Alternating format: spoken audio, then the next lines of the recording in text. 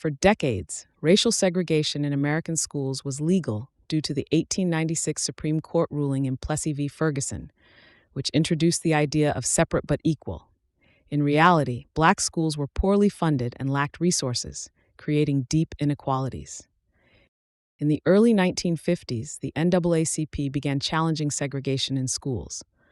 One key case was in Topeka, Kansas, where Oliver Brown sued because his daughter Linda had to travel across town to a black school instead of attending a nearby white school. The NAACP argued this violated the 14th Amendment's promise of equal protection under the law. On the 17th of May, 1954, the Supreme Court ruled in Brown v. Board of Education that segregation in schools was unconstitutional, stating that separate educational facilities are inherently unequal. This overturned Plessy v. Ferguson and was a major victory for the civil rights movement. However, change did not happen quickly. Many Southern states resisted, forming white citizens' councils to block integration.